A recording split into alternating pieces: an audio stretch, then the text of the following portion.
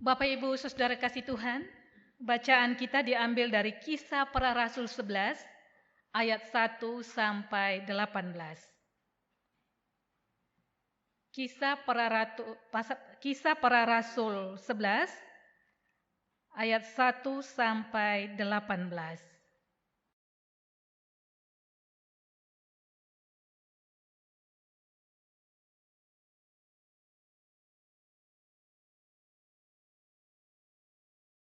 Demikian bacaan firman Tuhan. Rasul-rasul dan saudara-saudara di Yudea mendengar bahwa bangsa-bangsa lain juga menerima firman Allah. Ketika Petrus tiba di Yerusalem, orang-orang dari golongan yang bersunat berselisih pendapat dengan dia. Kata mereka, "Engkau telah masuk ke rumah orang-orang yang tidak bersunat dan makan bersama-sama dengan mereka." Tetapi Petrus menjelaskan segala sesuatu berturut-turut. Katanya, "Aku sedang berdoa di kota Yope, tiba-tiba rohku diliputi kuasa ilahi, dan aku melihat suatu penglihatan, suatu benda berbentuk kain lebar yang bergantung pada keempat sudutnya diturunkan dari langit sampai di depanku. Aku menatapnya dan di dalamnya aku lihat segala jenis binatang berkaki empat, dan binatang liar dan binatang menjalar dan burung-burung. Lalu aku mendengar suara berkata kepadaku, 'Bangunlah, hai Petrus, sembelihlah dan makanlah.' Tetapi aku berkata, 'Tidak Tuhan, tidak, sebab belum pernah sesuatu yang haram dan yang tidak tahir masuk ke dalam mulutku.' Akan tetapi untuk kedua kalinya suara dari sorga berkata kepadanya, 'Apa yang dinyatakan halal oleh Allah, tidak boleh engkau nyatakan haram.' Hal itu terjadi sampai 3 kali, lalu semuanya ditarik kembali ke langit. Dan seketika itu juga 3 orang berdiri di depan rumah di mana kami menumpang. Mereka diutus kepadaku dari Kaisarea. Lalu kata Roh kepadaku, 'Pergi bersama mereka dengan tidak bimbang.' Dan ke-6 saudara ini menyertai aku. Kami masuk ke dalam rumah orang itu, dan ia menceritakan kepada kami bagaimana ia melihat seorang malaikat berdiri di dalam rumahnya dan berkata kepadanya, 'Suruhlah orang ke Yope untuk menjemput Simon yang disebut Petrus. Ia akan menyampaikan suatu berita kepada kamu yang akan mendatangkan keselamatan bagimu dan bagi seluruh isi rumahmu.' Dan ketika aku mulai berbicara, turunlah Roh Kudus ke atas mereka, sama seperti dahulu ke atas kita. Maka teringatlah aku akan perkataan Tuhan. Yohanes membaptis dengan air, tetapi kamu akan dibaptiskan dengan Roh Kudus.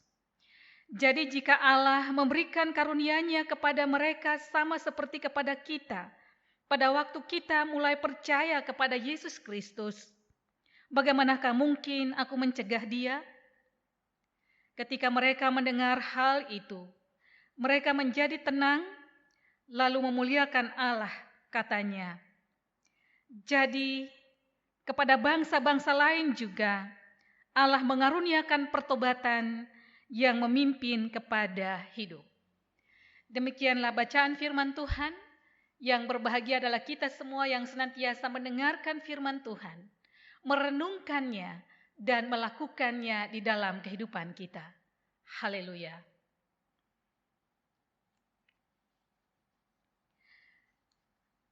Bapak, Ibu, Saudara kasih Tuhan, tema khotbah hari ini adalah melayani tanpa sekat. Saudara-saudara kasih Tuhan, dalam masyarakat saat ini kita melihat ada banyak kelompok-kelompok masyarakat yang terbentuk atas dasar kesamaan kebutuhan atau minat. ada kelompok yang sesama suku, ada kelompok yang sesama agama, kelompok yang sesama pilihan politik, sesama kampung mungkin, atau juga kelompok sesama marga, dan masih banyak kelompok-kelompok yang lain. Tujuannya tentu adalah supaya mereka bisa saling mendukung antar sesama yang seragam itu atau yang sama itu. Saudara-saudara kasih Tuhan, sejauh itu positif, tidaklah masalah. Tetapi kadang terjadi bahwa kelompok-kelompok itu bersifat eksklusif dan memandang orang yang berada di luar kelompoknya sebagai orang-orang yang berbeda, dan kadang karena berbeda, lalu mereka dianggap jelek dan pantas untuk dihindari. Kalau perlu dimusnahkan, ya, supaya tidak mengganggu kelompoknya. Tidak jarang kita melihat dalam masyarakat, orang juga lalu membatasi kelompok yang satu dengan kelompok yang lain. Tidak mau bergaul, tidak mau bercampur. Sebab kalau bercampur nanti etnisnya itu akan tidak asli lagi gitu ya, atau merasa terganggu dengan orang yang asing dalam kelompok itu. Jadi tidak jarang orang mengatakan, ya udah kalau mau nikah tidak boleh dengan orang dari agama lain, harus yang seagama. Kalau menikah tidak boleh dari suku yang lain, harus dengan suku yang sama. Seolah-olah orang dari suku lain itu bukan manusia, mungkin makhluk jenis lain kali ya gitu. Atau orang yang dari status sosial yang sama, tidak boleh yang berbeda, apalagi yang lebih rendah. Bergaul pun harus dengan kelompok yang sama, tidak mau bergaul dengan orang lain. Nah, ini yang banyak sekali terjadi. Sikap seperti ini tentu saja menyebabkan terjadinya sekat-sekat antara kelompok yang satu dengan kelompok yang lain. Tidak hanya itu, tetapi bisa berdampak pada sikap tidak peduli pada orang lain di luar kelompok kita. Kita hanya memperhatikan dan hanya menolong orang dari kelompok kita. Kita hanya memperhatikan apa yang menjadi kepentingan kita, termasuk juga dengan pelayanan kita. Akibatnya, mereka yang berbeda atau yang tidak berasal dari kelompok kita, mereka mengalami diskriminasi sosial, terabaikan, dan terlupakan. Misalnya mereka yang tidak seagama, kita tidak mau menolong, ya, karena agama kita berbeda dengan mereka, apalagi kalau ada kebencian. Walaupun mereka miskin, walaupun mereka sakit, kita tidak mau peduli. Ya. Kita fokus hanya pada agama kita atau orang-orang dari kelompok kita sendiri. Kita seringkali tidak mempedulikan orang miskin karena merasa mereka berbeda dengan kita. Mereka adalah orang-orang yang tidak penting untuk diperhatikan. Kadang juga mereka yang sakit kita tidak perhatikan karena kita merasa ya mereka orang sakit, ya harus menjauhkan diri dan kita takut tertular gitu ya. Apalagi kalau penyakitnya itu memang penyakit menular. Akibatnya banyak orang yang merasa kesepian, merasa harus berjuang sendiri dalam masyarakat, ya. Karena mereka tidak dipedulikan karena perbedaan-perbedaan yang mereka miliki. Mereka yang difabel misalnya, atau mereka yang LGBT, orang asing, seringkali luput dari perhatian kita karena kita memandang mereka sebagai orang yang berbeda, bahkan mengancam keberadaan kehidupan kita atau kelompok kita. Walaupun kadang ya terjadi ada orang yang tidak memperhatikan kelompoknya sendiri atau keluarganya sendiri, tetapi lebih suka memperhatikan keluarga lain gitu ya, atau orang lain, suku lain. Ada juga yang seperti itu. Jadi orang-orang dekat justru tidak diperhatikan, ya. Keluarganya sendiri tidak diperhatikan, anggota gereja tidak diperhatikan, tapi orang lain yang jauh itu justru yang diperhatikan, ya. Jadi yang jauh diperhatikan tetapi yang dekat diabaikan. Jadi ada orang yang jenis seperti itu. Nah, saudara-saudara, mengapa mereka tidak dipedulikan? Ya bisa karena dianggap tidak selevel dengan kelompoknya atau dengan keluarganya atau dengan dirinya sendiri. Bisa jadi takut tertular. Bisa jadi juga merepotkan, bukan urusan kita. Atau juga karena mereka tidak berasal dari kelompokku atau kelompok yang lain. Nah, tidak jarang kita membuat batas antara kita dengan orang lain dengan menggunakan istilah kelompok kami dan kelompok mereka. Mereka bukan termasuk dalam kelompok kami, begitupun kelompok kami bukan termasuk anggota mereka. Jadi seringkali kita tidak menggunakan istilah atau kata kami. Kalau kata kami kan baik saya maupun mereka itu termasuk. Tetapi yang banyak terjadi adalah kami dan mereka. Dan kita berbeda. Dan yang paling parah saudara-saudara kasih Tuhan. Ketika orang mulai mengklaim kebenaran sebagai milik kelompoknya sendiri. Sedangkan orang lain tidak termasuk di dalamnya. Orang lain jahat, orang lain jelek, hanya saya yang baik. Hanya kelompokku yang baik. Hanya orang-orang dari agamaku saja yang bisa masuk surga, yang lain itu masuk neraka. Kalau perlu, orang lain juga dihalang-halangi untuk ikut masuk surga, misalnya begitu ya. Dengan cara mengharamkan apa yang dilakukan orang lain. Atau kita membuat sekat-sekat di dalam kehidupan bermasyarakat dan itu sering kali kita lihat dalam masyarakat. Saat ini kita bisa lihat ada kuburan khusus untuk agama ini, ya. Ada kos-kosan khusus untuk agama ini. Ada warung makan khusus untuk agama itu, ya.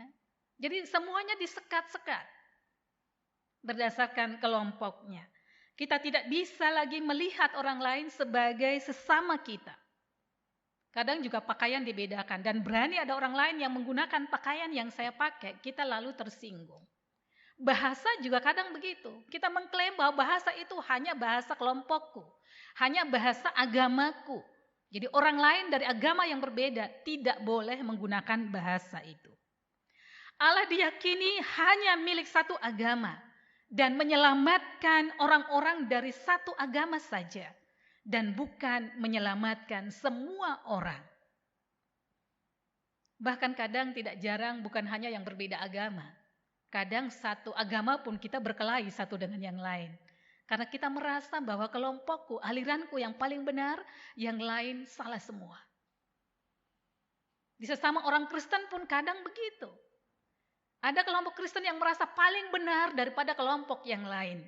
Lalu yang terjadi adalah permusuhan. Konflik satu dengan yang lain.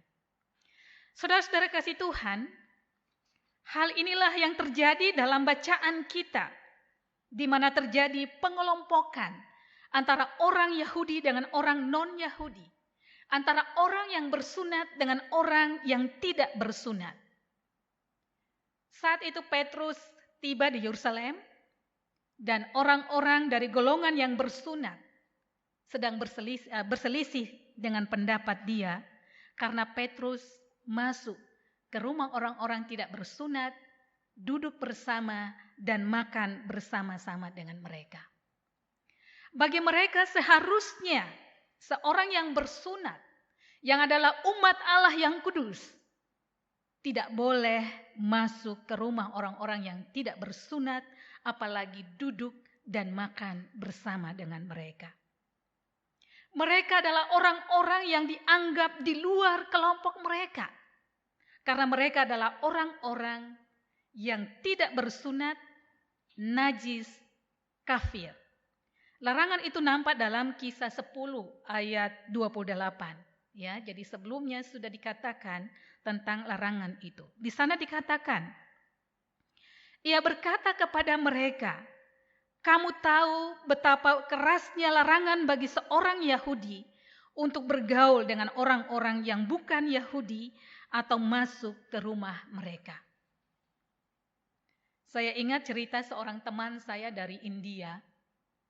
Dia dari kelompok Dalit. Kalau Bapak Ibu mendengarkan kata Dalit, ya, itu di dalam komunitas India, itu dia tidak masuk dalam kasta manapun. Jadi di India itu ada kasta Brahmana, Sudra dan yang lain gitu ya, yang paling rendah kayaknya Sudra gitu. Nah, ini tidak masuk kasta manapun. Jadi mereka dianggap sebagai outcast, orang buangan. Ya. Jadi kalau dianiaya pun nggak akan ada orang yang membela mereka. Ya, jadi mereka kadang jadi sasaran kekerasan di sana, penindasan. Nah, teman saya ini ketika dia masih sekolah, dia punya teman dari kasta Brahmana. Lalu dia berkunjung ke rumah temannya ini, ya sebagai teman di sekolah. Tetapi dia tidak bisa masuk ke dalam rumah temannya ini. Jadi dia harus duduk di emper di depan, di lantai gitu, dan bercakap dengan jarak yang jauh. Temannya di dalam rumah dan dia di luar rumah. Ya, di emper saja. Dan ketika dia pulang, cepat-cepat tempat duduknya itu disiram dengan air, disapu bersih.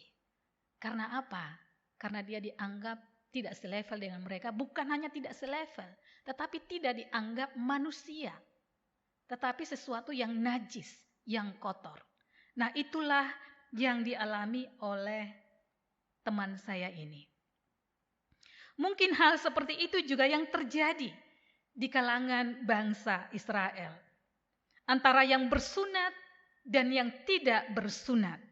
Padahal ya, kalau orang mati menghadap Tuhan, ya mungkin Tuhan tidak bertanya kamu bersunat atau tidak bersunat.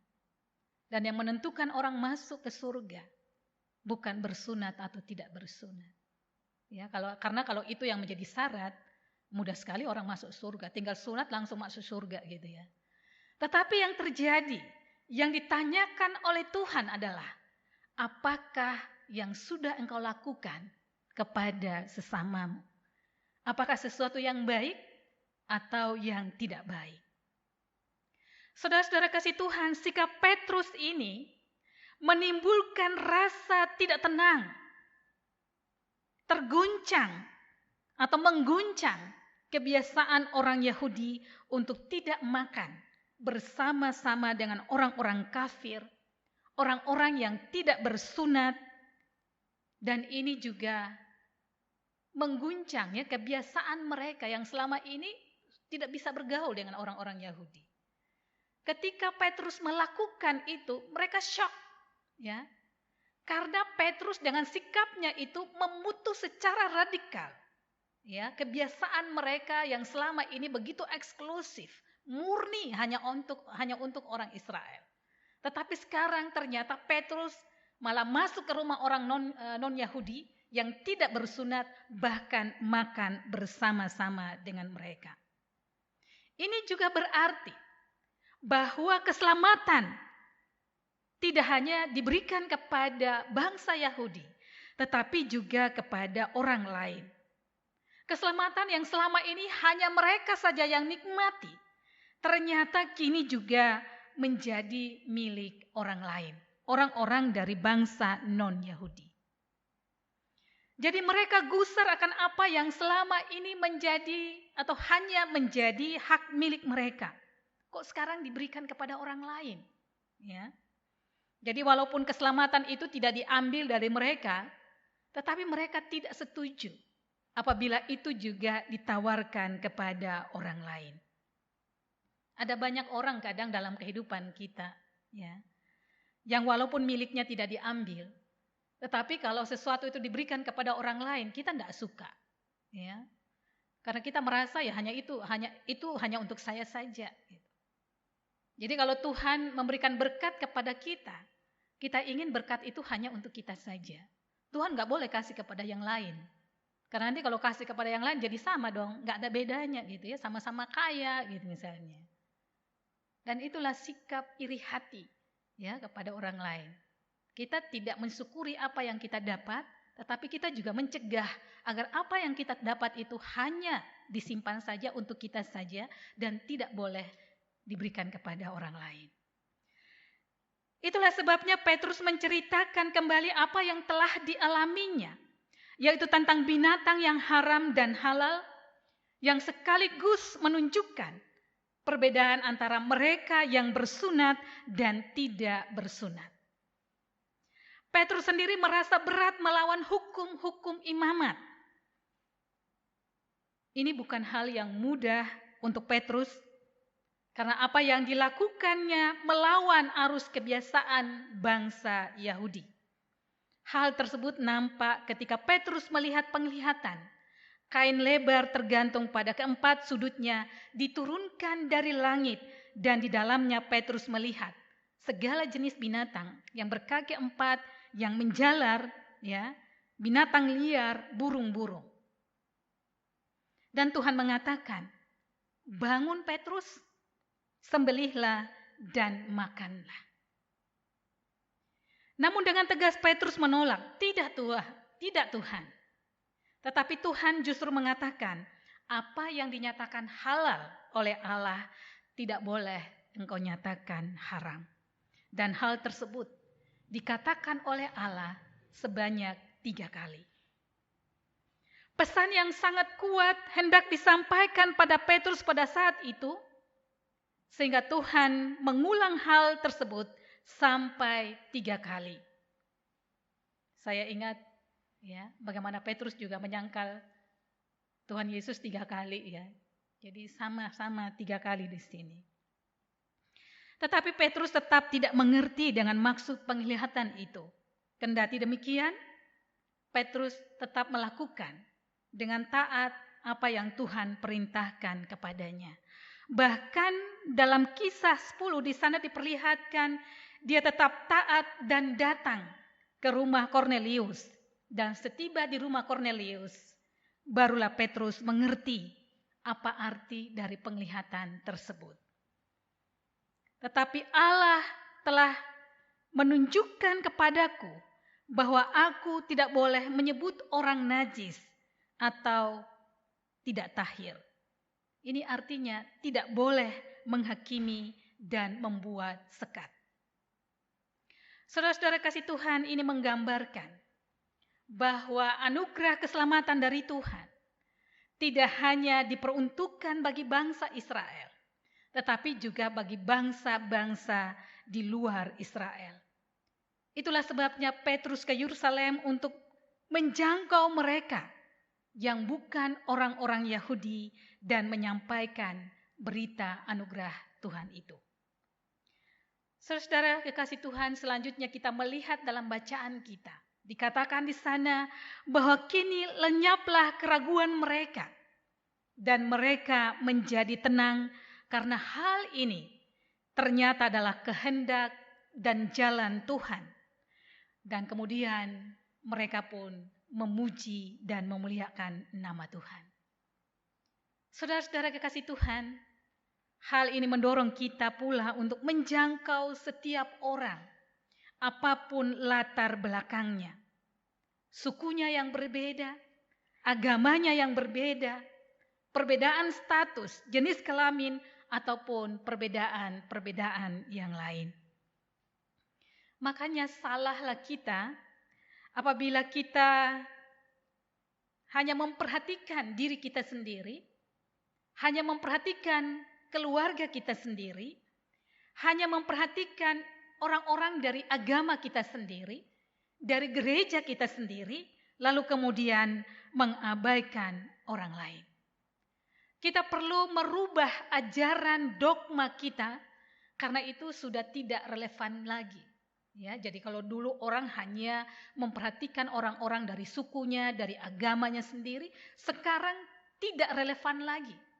Karena kita hidup bersama dengan orang-orang yang sangat berbeda dengan kita, beragam agamanya, beragam sukunya, dan kita harus memberi perhatian kepada semua orang tanpa membeda-bedakan mereka. Ada banyak orang baik dari kelompok kita maupun kelompok lain yang saat ini sedang menderita dan butuh pertolongan. Saya ingat bagaimana bunga, ya. Bunga itu kalau dia kembang, itu dia tidak pernah membatasi keindahan kembangnya, harum bunga itu hanya untuk orang tertentu, tidak pernah. Dia tidak pernah melarang orang mendekati dia, tetapi semua orang bisa menikmati keindahan dan keharuman bunga itu. Begitupun dengan matahari. Matahari tidak pernah memilih kepada siapa saja dia bersinar. Tetapi dia bersinar kepada semua orang, baik jahat maupun baik. Ya, dari agama manapun, dari suku manapun, dia bersinar bagi semua orang. Atau sebatang pohon, dia tidak pernah melarang orang untuk berteduh di bawahnya. Dia juga tidak pernah memilih orang siapa saja yang boleh berteduh di bawahnya. Tetapi semua orang boleh berteduh di bawahnya.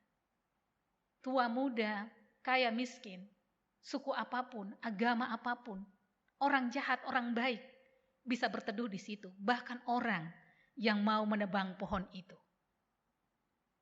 Di sini kita melihat bahwa ternyata ada banyak hal di sekitar kita yang menunjukkan bahwa tidak ada perbedaan, ya, di antara atau tidak ada sikap yang membedakan walaupun kita berbeda. Saudara-saudara kasih Tuhan, hari ini kita memperingati hari ulang tahun yang ke-34 dari LPM Pelita Kasih. Tentunya sudah banyak hal yang dilakukan. Ya, saya tahu ada banyak program yang dilakukan, baik itu pelayanan kesehatan kepada masyarakat, pendidikan, ya, dengan memberikan beasiswa, juga bantuan-bantuan materi untuk menolong mereka yang miskin, mereka yang menderita. Kadang tanpa batas, ya, tidak ada batasan suku ini yang mau dilayani, suku ini tidak, agama ini yang mau dilayani, yang lain tidak ada batas dan sekat. Tetapi tentunya kita tidak berpuas diri hanya dengan itu. Kita harus senantiasa mengevaluasi diri kita. Apakah pelayanan kita selama ini dari warga jemaat GKI yang ada di Yogyakarta ini sudah betul-betul sungguh-sungguh menjangkau semua orang? Kalau sudah, kita bisa semakin meningkatkan diri. Tetapi kalau belum, maka kita harus bersedia untuk memperbaharui diri kita, membenahi pelayanan-pelayanan kita, sehingga tidak ada yang terabaikan atau yang tercecerkan dari pelayanan kita. Sebagaimana nama LPM ini adalah Pelita Kasih. Artinya pelita itu harus bersinar bagi semua orang, sehingga semua orang bisa merasakan sinar itu. Saudara-saudara kasih Tuhan yang sudah kita terima, tidak boleh kita nikmati sendiri. Tidak boleh hanya anggota keluarga kita saja, sesama warga gereja kita saja, sesama agama kita saja yang menikmati. Tetapi perlu kita bagikan kepada orang lain. Baik itu berupa materi, pertolongan, tenaga, maupun juga perhatian. Selama Tuhan masih memberikan waktu dan kesempatan bagi kita, gunakanlah itu untuk melayani sesama kita tanpa sekat, tanpa batas. Jangan membuat atau membangun tembok atau sekat, tetapi bangunlah jembatan, relasi dengan sesama kita. Karena keselamatan dari Tuhan, cinta kasih Tuhan, bukan hanya untuk kita, tetapi untuk semua orang. Amin. Saat teduh bagi kita semua.